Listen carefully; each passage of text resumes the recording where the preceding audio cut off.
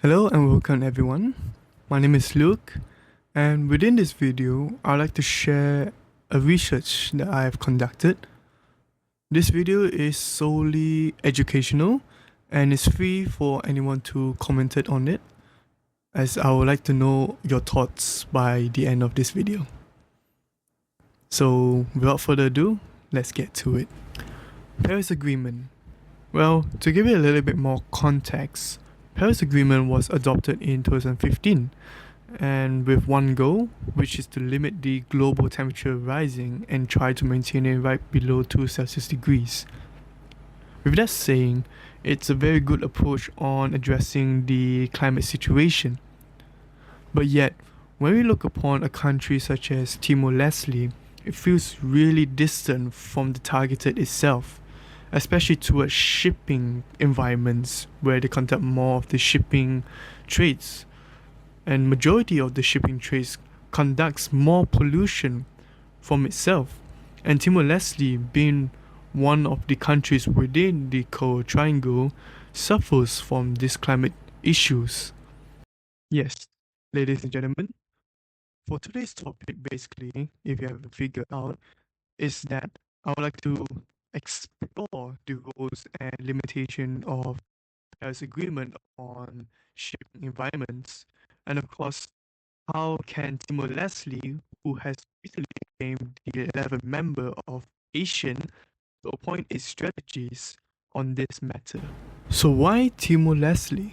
Is actually a really interesting country to talk about as well, with the recent events, and despite Timor-Leste being the least developed country and doesn't provide much risk upon its greenhouse gas emission within the shipping activities, but Timor-Leste actually suffers from other threats from its surroundings. For basically example, sea level rising, warmer sea temperatures, unpredictable weather events, and of course, the plastic debris is becoming a much more of a problem recently, which also has a very direct impact to Timor-Leste's marine ecosystem health.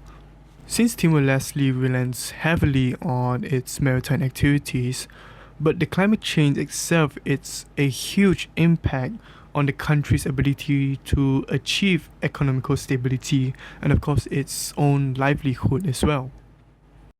So how does Paris Agreement get tied in all of this? Well, as mentioned previously, Paris Agreement is a legislation under the United National Framework Convention on Climate Changes. And as the global accord, it aims to actually combat against the climate changes itself. But then there are several issues when appointing the regulations within the Paris Agreement itself. You see, Paris Agreement actually focuses on the general aspect, meaning that Paris Agreement actually promotes the structural regulation towards the national and of course the regional approach rather than a specific scope such as the maritime sector itself only, whereby in actual it's IMO's duty. IMO in short basically stands for International Maritime Organization, where it's a specialized agency of United Nations that solely focuses on global regulations for international shipping, which includes safety, security, and of course its environmental sustainability performances. Where in recent years, IMO did actually notices this responsibility on tackling climate change impact through shipping footprints, which we all can view the illustration of IMO telling Paris Agreement, hey, I got this. Which now arises a new question. Why is it still lacking behind?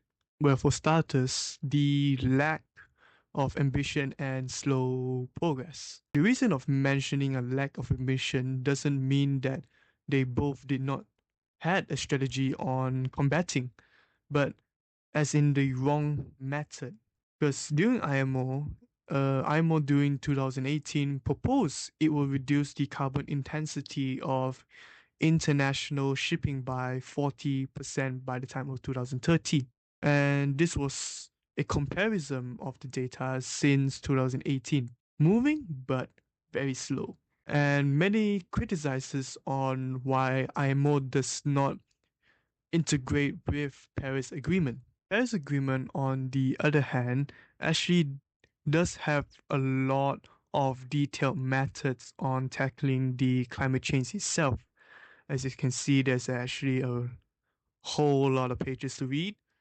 However, lacks to proper endorse on shipping sector, which will only merely explain without proper engagements and information around the area, even though it's IMO's duty on tackling the climate changes around shipping environments. But you can view that both areas, the Paris Agreement and the IMO itself, has a lack of chemistry and unity to combat climate change, which shows a lot of difficulties on reaching the global goals upon climate change basically in a shorter period of time. Second of all is structural and the legal differences.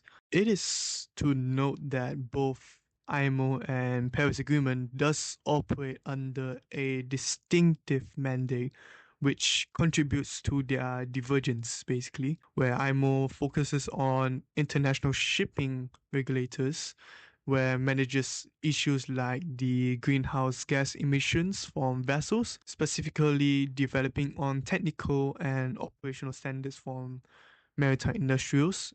And for Paris Agreement, they focuses specifically only to limit the temperature right below 2 Celsius degrees in a general aspect. With the respect of both, they don't have the what you say the coherence, as both structures are focuses on very diverse from one another, which makes it a very hard effort and difficulty to handle it on their own and basically reaching the requirement goals of climate mitigation.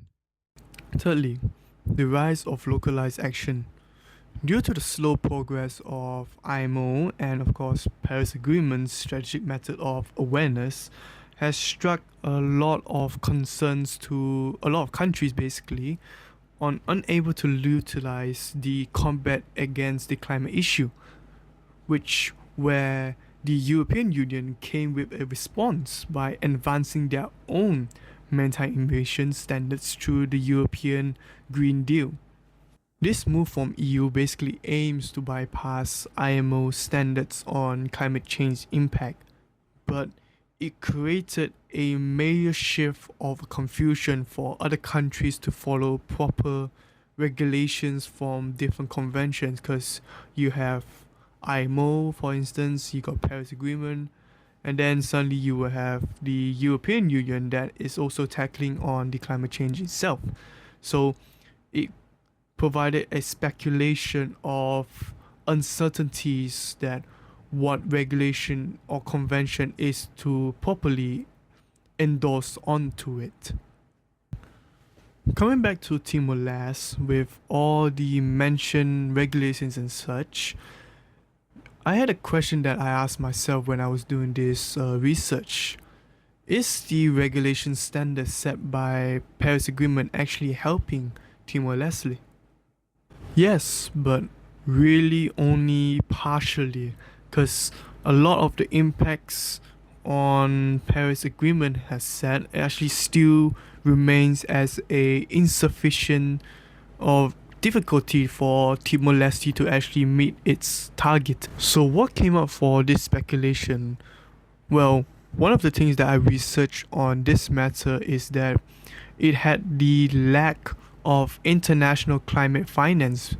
One of the significant barriers to fully realize is that Timor-Leste's response is the persistent lack of adequate and accessibility of fundings, which turn into many crucial commitments into a conditional pledge. Timor-Leste actually did had an ambitious initiative which was to develop a low carbon development strategy which invested heavily on renewable energy, implementing on national health adaptation plans, and of course to establish a climate resilient infrastructure.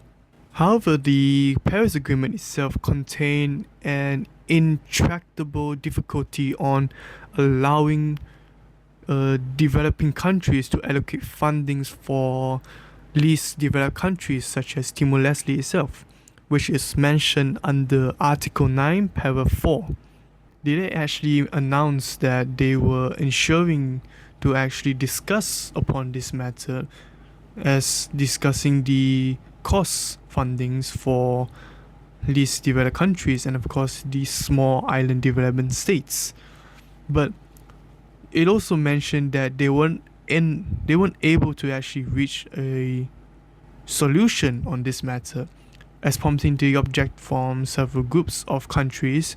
They proposed the agenda that it has to be a special needs and circumstances, which basically lacks the specification on how to allocate courses, which leads to this idea to be unactionable and insufficient to meet the needs basically. So Leslie actually struggles on the part under this section basically. Secondly, the lack of technical and human capacity. Timor-Leste has a institutional and human resources deficit which directly hinders its ability to actually meet Paris Agreement's procedural and substantive requirements. As the new enhanced transparency framework of the Paris Agreement, according to Article 11, Para 1, it actually requires the country to actually establish a national greenhouse gas inventory. But Timor-Leste has already been lacking its own technical and human capacity, and without the data resources of the inventory, Timor-Leste is actually unable to accurately quantify its emission, which prevents it from actually settling with the quantified emissions reduced target. Under Article 11, Para 1, it did mention about the least developed countries and of course small island development states have to take effect climate change action, which also includes the facilitating technology development, of course deployment, and of course assessing to education and training for public awareness.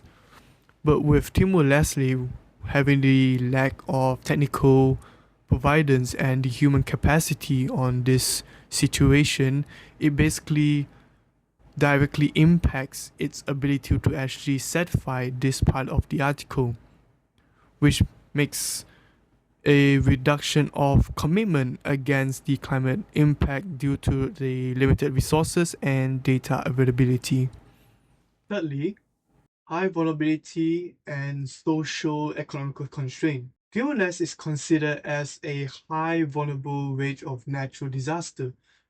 For example, drought, flood, landslide, and even the most recent event during 2021 was the tropical cyclone of Seroja, which basically caused a major loss and damages, which posed a threat to its people and the economy itself.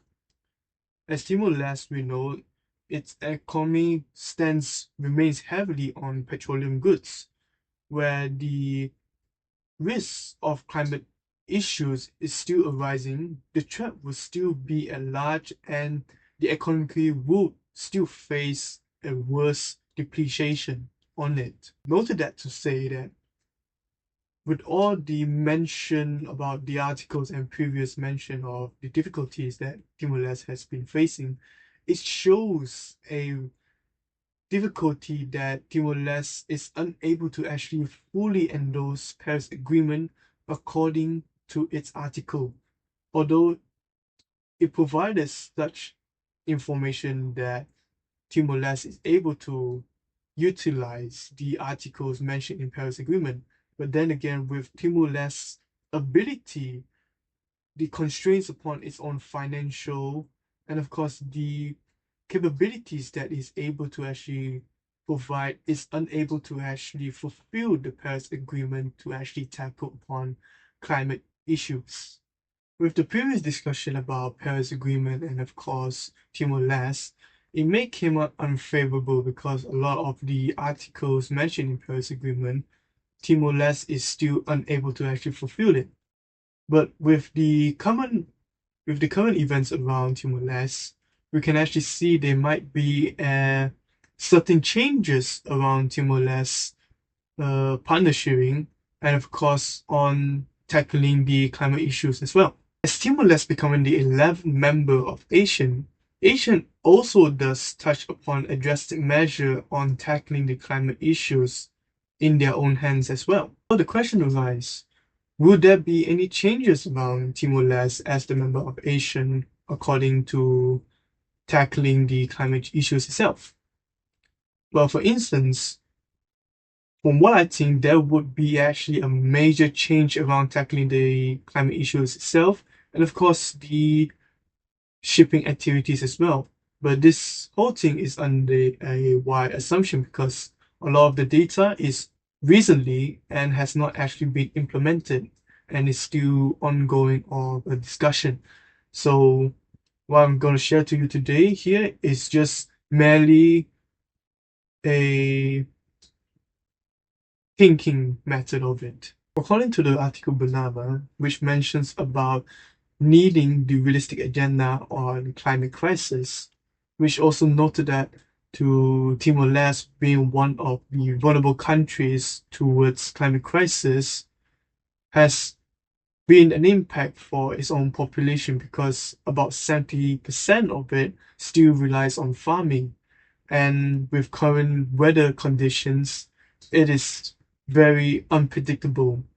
As stating in the article, for Timor-Leste, tackling on the current climate issue still poses as a difficulty at this very moment, which is, I would say, agreeable because it's only just started and Timor-Leste was only began to become a member of ASEAN itself. So at least there is a discussion ongoing and it can be viewed that the scenario of Timor-Leste has at least a backup that can support and combat the climate issues with him. Moreover, Timor-Leste as the maritime nation where its territory is occupying the strategic routes that's linking between Indian and Pacific Ocean, Asian members may furnish with Timor-Leste with regional frameworks on promoting sustainable marine environment and of course enhancing the maritime capabilities, whereby through Asian's platform may share assets like regional patrol coordinations and of course capacity sharing agreements which tackles on Timor-Leste's limitations upon enhancement on the enforcement capabilities to combat illegal activities and of course also to protect its coastal and marine ecosystem. As we know, the plastic breach has been a major concern on the ocean health itself, where a study shows approximately of 68.2 tons of plastic waste was surveyed daily around Timor-Leste, according to the article surveyed on Frontier and SDG. Hence, what I think with the support of ASEAN itself, Timor-Leste will be much more fully integrated into the bloc multi-phase efforts to combat marine pollution, like the Bangkok Declaration on Marine Debris and the Comprehensive Asian Framework for Action on Marine Debris itself also. With all the mentions about Timor-Leste integrating with Asian's benefits and tackling the climate crisis itself, the question arises whether would there be any disruptions of any commitments that Timor-Leste used to have with Paris Agreement when Timor-Leste right now has becoming a member of ASEAN?